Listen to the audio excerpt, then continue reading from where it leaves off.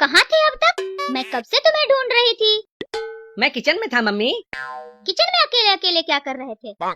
Kitchen में मैं तुम्हारी चिंता दूर कर रहा था मम्मी। तुम मेरी चिंता दूर कर रहे थे, लेकिन कैसे?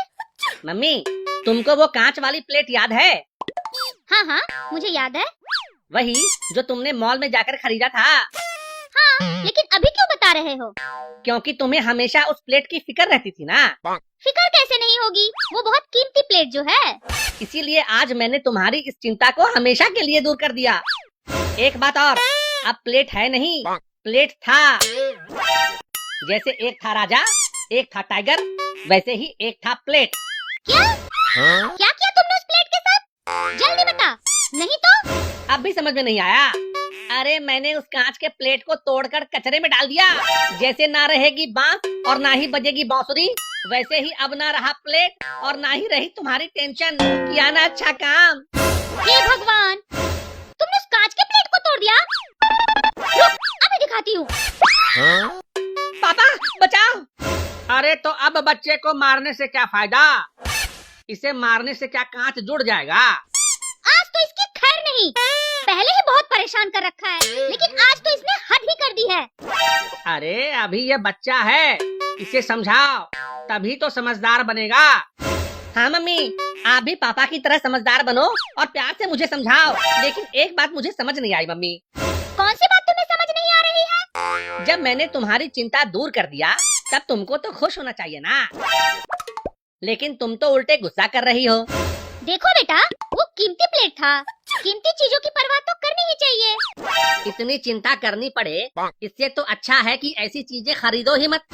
देखो बेटा, घर में मेहमानों के लिए कुछ कीमती चीजें रखनी पड़ती हैं। अच्छा, मेहमानों के लिए रखनी पड़ती है, लेकिन इससे तो अच्छा है उसे मेहमान के यहाँ ही भेज दो। हम क्यों उसका टेंशन पाले? हे भगवान, ये तो मेरा दिमाग खा जाएगा। अरे तुम ही से कुछ समझाओ।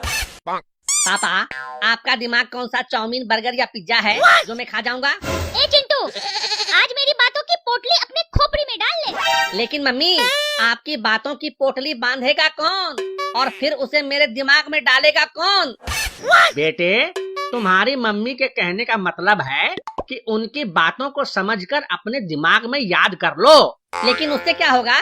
देख मेरे लाल, अगर तू अच्छी अच्छी बातें सुनेगा और उसे मानेगा तो एक दिन अच्छा आदमी बनेगा। मम्मी, ये अच्छा आदमी कैसा होता है? मैंने तो आज तक ऐसा आदमी नहीं देखा। वैसे अच्छा आदमी बनने से क्या मिलता है मम्मी? बेटा, अच्छा आदमी बनने से समाज में इज्जत मिलती है, शोहरत भी मिलती है। मुझे तो आपकी बातों पर यकीन नहीं हो रहा। तुम्हें अपनी मम्मी की बातों पर क्यों यकीन नहीं हो रहा है बेटा? क्योंकि कल मम्मी कह रही थी कि परियां आसमान में उड़ती हैं। हाँ, परियां तो आसमान में ही उड़ती हैं।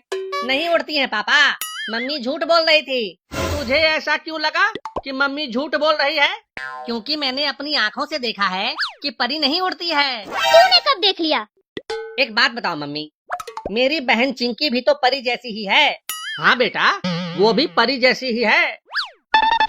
वो तो पापा की परी है, घंटा परी है। अभी हम दोनों छत पर खेल रहे थे, मैंने उसे छत से फेंका तो वह उड़ना तो दूर, फड़फड़ा भी नहीं पाई, धप से नीचे जमीन पर गिर गई। क्या?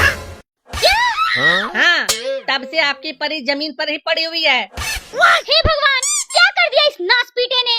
मेरी बेटी को छत से नीचे फेंक दिया। पापा, आप कहाँ जा रहे हो? पहले ये बताओ, पापा की परी आसमान में क्यों नहीं उड़ती है? कोई उड़े ना उड़े, लेकिन तू आज जरूर उड़ेगा। कैसे?